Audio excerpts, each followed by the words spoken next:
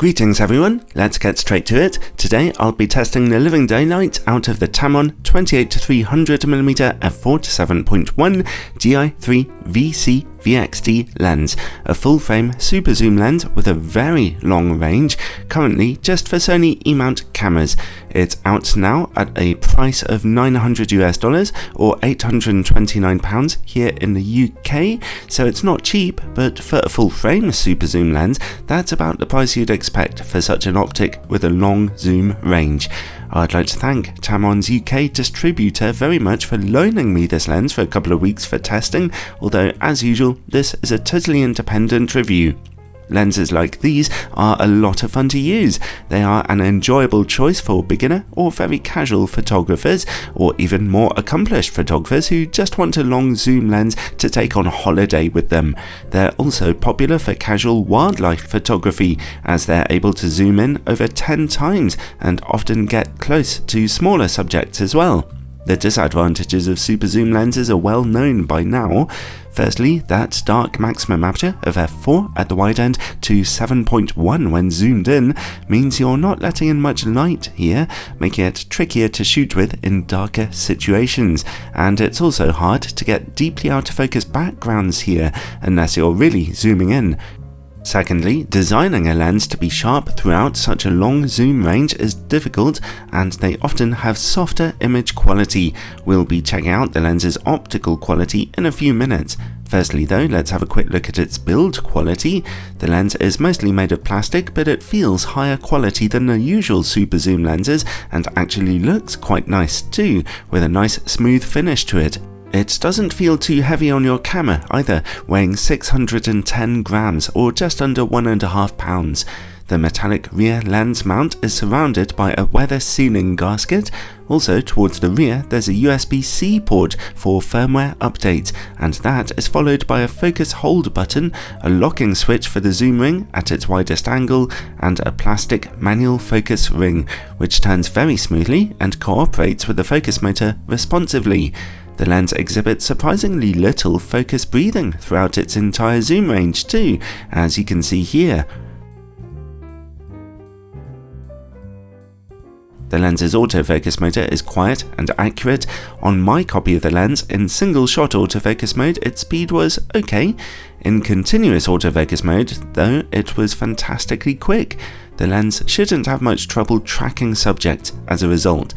The lens doesn't have an auto manual focus switch, and neither does it have a switch for its image stabilization, or VC as Tamron call it. Here is some footage at 300mm with stabilization turned off and now turned on. It's getting a little help from the camera's image stabilized sensor here, but the lens itself is doing the grunt of the work and doing a decent enough job. Then we get a rubberized zoom ring. It turns surprisingly smoothly, with only a touch of stickiness to it. In some places it falls under its own weight just a little, but overall it's obviously very well designed. The lens is not parfocal, it changes focus as you zoom in and out. As I mentioned, it's currently only for Sony's E-mount mirrorless cameras, full frame or aps-c. Its filter thread size is 67mm, and it comes with a fairly small plastic lens hood. Overall, the lens's build quality is quite lovely, and it looks the business too. I remember back in the day when Tamron lenses looked like this. Boy, have things improved over the years. Anyway, let's take a look at image quality now. We'll be mounting it onto a full frame camera, my 42MP Sony a7R III. In-camera corrections are turned on for this test. At 28mm and f4, the lens is razor sharp in the middle with excellent contrast, although we do see a touch of purple fringing on contrasting edges here. Stop down to f5.6 and, as you can see, that goes away. Anyway, let's open the aperture back up to f4 and take a look in the image corners.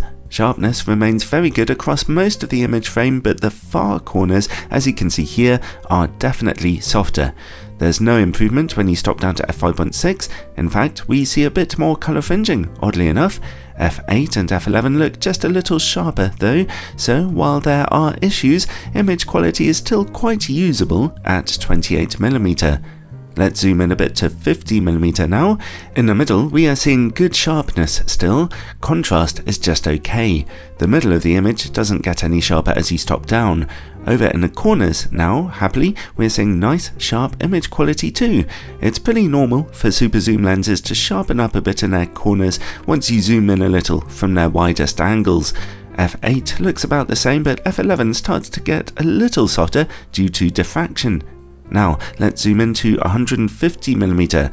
At the new maximum aperture of f6.3, the lens is a little softer in the middle than before, and contrast is lower too. Corner image quality seems to be holding out though, interestingly, looking no softer than the middle. f8 looks about the same in the corners, but back in the middle we're seeing more sharpness and contrast now. Stop down to f11 though, and as you'd expect, we begin to see softness again from diffraction. Finally, let's zoom all the way into 300mm. In the middle of the image, sharpness and contrast are just okay here. Over in the corners, we are seeing softness and colour fringing. Stop down just a little bit to f8, and while there's no more new sharpness in the corners, the middle of the image sees just a touch of extra contrast. Stop down to f11, and the middle looks the same, and so do the image corners, as you can see.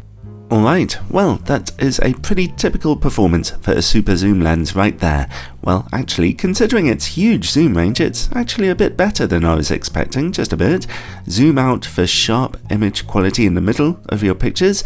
50mm is a nice sweet spot where the image looks great overall, and the more you zoom in from there, the lower the contrast becomes. At least 300mm is still looking okay. You can definitely get away with some casual bird photography here. Alright, well, let's turn off in-camera corrections and take a look at distortion and vignetting on a full frame camera. At 28mm, the lens projects strong barrel distortion, and at f4, we see rather a lot of vignetting right in the corners of the image. Stop down to f5.6, f8 or f11 for that to begin to clear up. Zoom into 35mm and that distortion straightens out. By the time you reach 50mm, it flips into heavy pincushion distortion, although vignetting isn't as bad as it once was.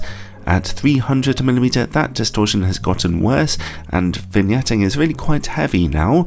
You need to stop down to f11 or even f16 to get rid of it. So, as usual for a super zoom lens, you really must keep those in-camera corrections turned on.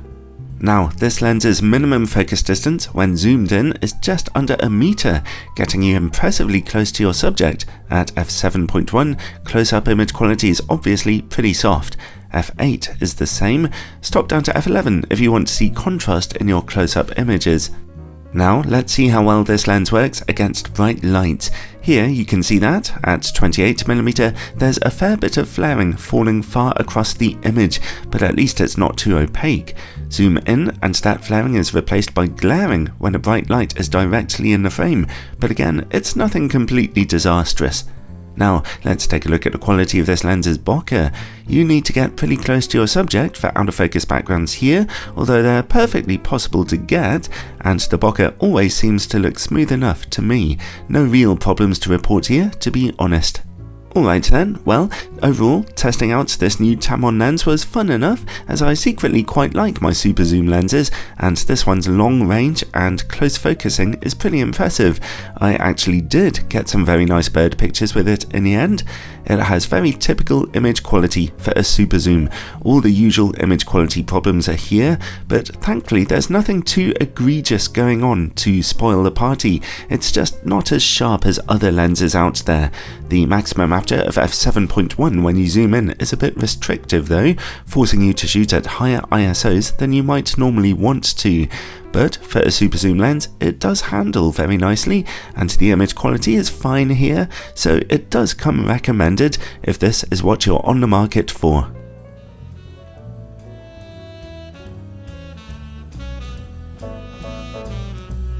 I enjoyed that review. Honestly, it feels like years since I tested a good old super zoom lens. If you enjoy my reviews and you'd like to help me continue bringing out more sponsorship free, then take a look at my page over on Patreon. There, supporters get access to all kinds of exclusive videos and other content too. Ciao for now, everyone.